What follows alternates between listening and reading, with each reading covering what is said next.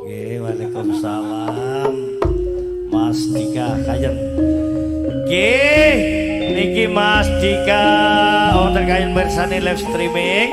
Nggih, di Mas Ego, Pak Ati, pokoke kanggo warga Maindu tanggal 2 bulane Songo. Aja lali tumleblek nek Kayen nggih. Ya nang rene to. Kok Kayen nang rene sok tanggal 2 wong Maindu nang Kayen ngono no Mas Dika. Mas Dika, Mas Iko, Pak Ati. Ya, sing kok Manado meneh petuk neh, no Manado. Ya, siap. Wingi kok 5 tak telur 6. Sapa kurang sitoki, Pak Roy. Pak Roy Kasdi, Penceng, Wanto, Suparman. Iki Anik iki. Pak Anik iki. Pak Mip, di Pak Mip, Pak Mip. Enek Pak Mip. Oh, kae ono ngono. Ah, engko sik enteni Rin, Jairin. Tulisane nek gawe M kakean. Monggo, ayo Pak Mip. Sip. Ayo selamat maghrib, monggo. Ayo.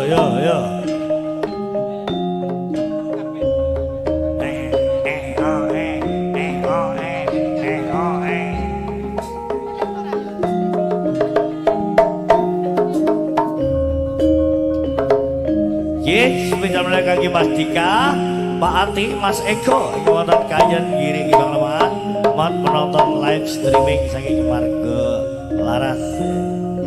Pak Roto, gimana semoga kedua menjadi goreng ya, semoga tidak mula, menonton Pak Roto.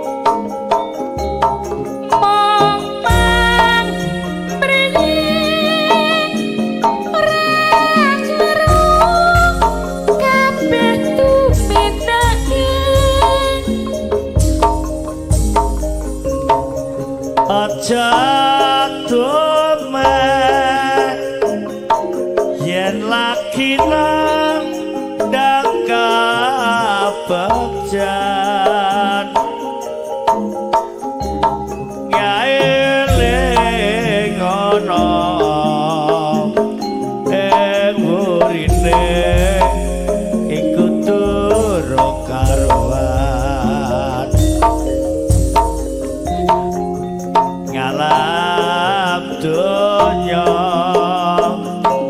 waking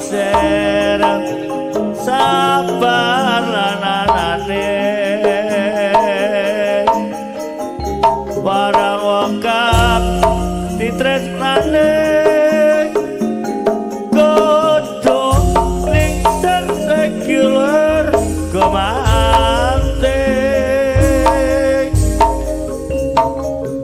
ayo kanca sing prayitno marang sanubarang najan katon prasaja ning yaktine iku durung karuan privasi kudu titik coba jarone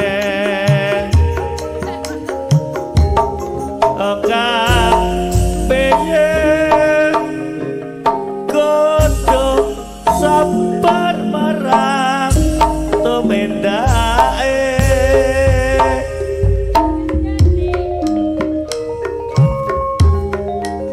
wis dadi antepe nganti kapan wong tansah tak enteni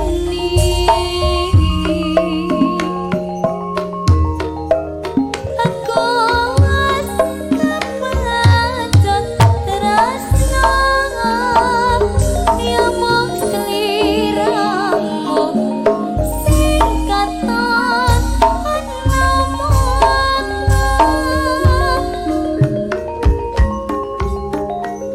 yen ngira bisa turun